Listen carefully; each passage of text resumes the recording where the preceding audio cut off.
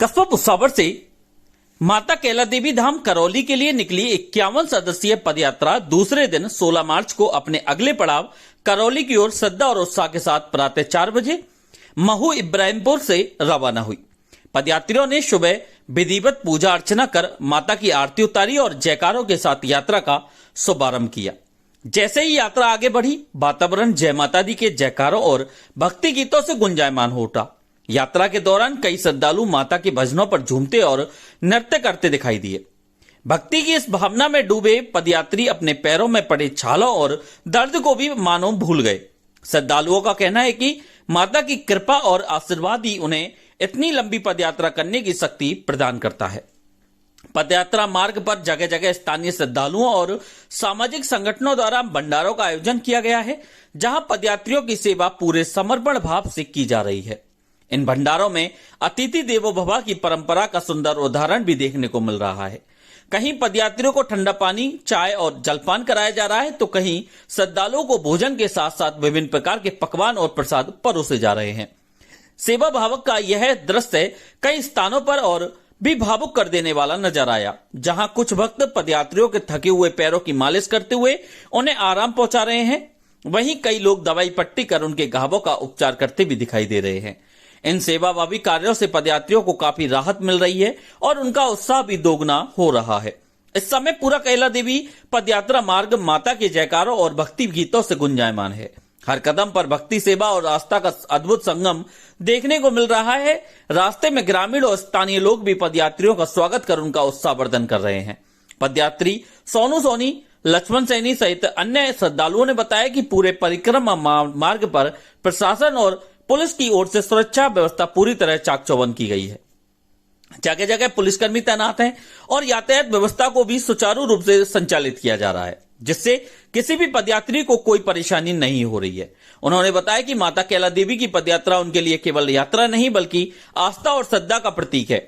भक्त पूरी निष्ठा और भक्ति भाव से यह यात्रा पूरी करते हैं और माता के दरबार में पहुंचकर अपनी मनोकामनाएं पूर्ण होने की प्रार्थना करते हैं। उल्लेखनीय है कि माता कैला देवी का मेला देश के प्रसिद्ध धार्मिक मेलों में से एक माना जाता है।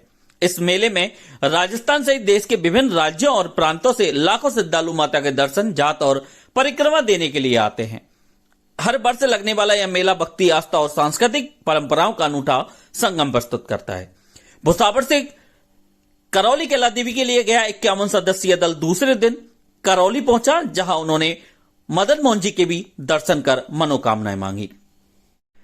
कस्बा भुसावर सहित आसपास के ग्रामीण अंचल में गणगौर का त्योहार बड़ी धूमधाम से मनाया जाता है, जिसके लिए नन्ही मुन्नी बेटियों सहित युवती और नवविवाहित महिलाएं होली से ही गणगौर खेलना शुरू कर देती हैं और फिर विभिन्न प्रकार के कार्यक्रम आयोजित कर माता गौरा और शिव की पूजा अर्चना करती हैं।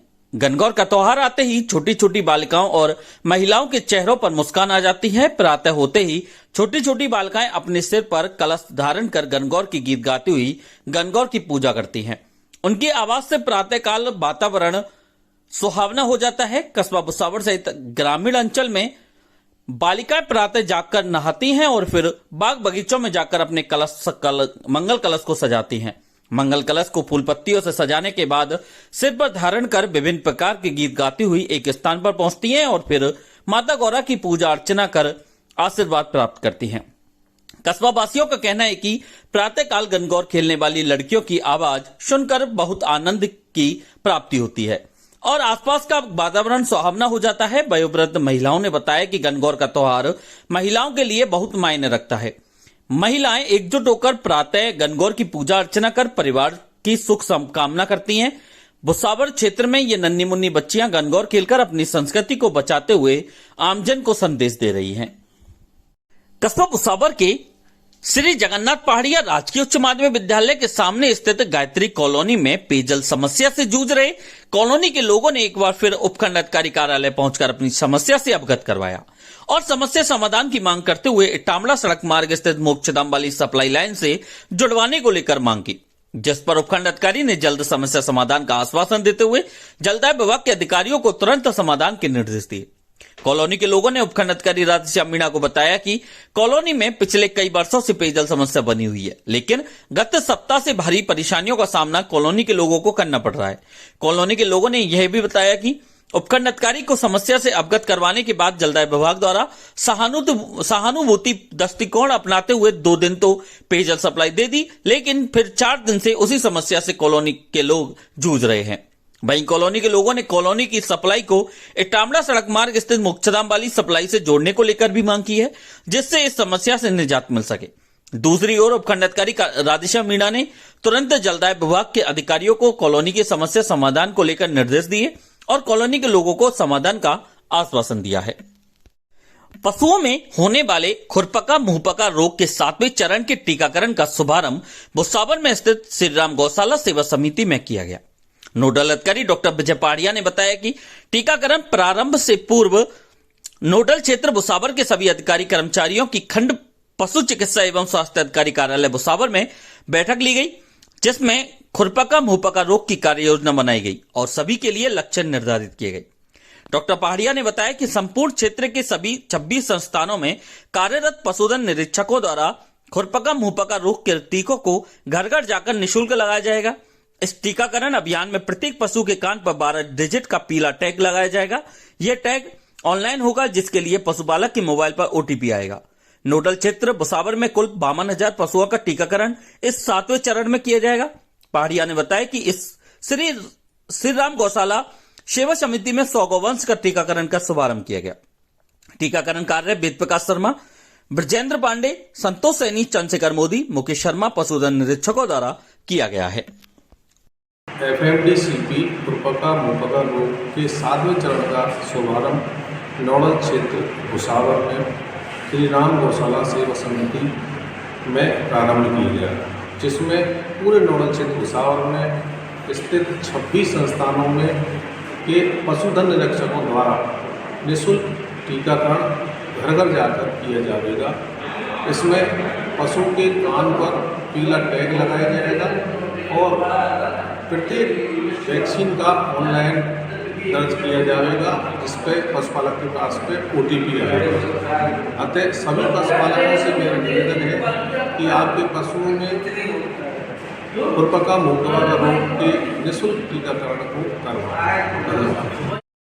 कस्बा भुसावर में संचालित कृषि महाविद्यालय पर कृषि स्नातक प्रथम वर्ष के नव आगंतुक विद्यार्थियों के लिए सीनियर विद्यार्थियों ने 16 मार्च 2026 को फ्रेशर पार्टी तरंग आयोजित की। कार्यक्रम का शुभारंभ महाविद्यालय के डीन डॉक्टर उदयभान सिंह ने मां सरस्वती के सामने दीप प्रज्वलित कर किया। डॉक्टर उदयभान सिंह ने कहा कि फ्रेशर्स पार्टी का उद्देश्य कॉलेज के समस्त विद्यार्थियों में बंधुत्व की भावना विकसित करना है। पढ़ाई के साथ खेल एवं सांस्कृतिक कार्यक्रम विद्यार्थियों के व्यक्तित्व विकास में सहायक है। अनुशासन और योजनाबद्ध कड़ी मेहनत से कठिन मंजिल भी हासिल की जा सकती है।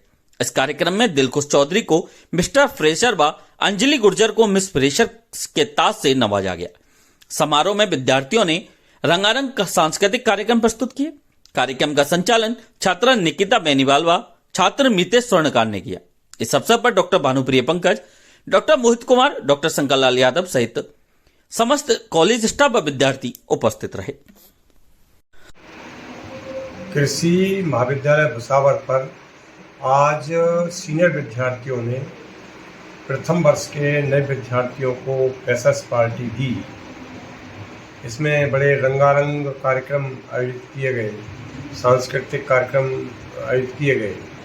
इस सब फ्रेशर्स पार्टी का उद्देश्य हमारे विद्यार्थियों के मध्य बंधुत्व की भावना पैदा करना और आपसी जो भाईचारा है उसको बढ़ावा देना रहता है।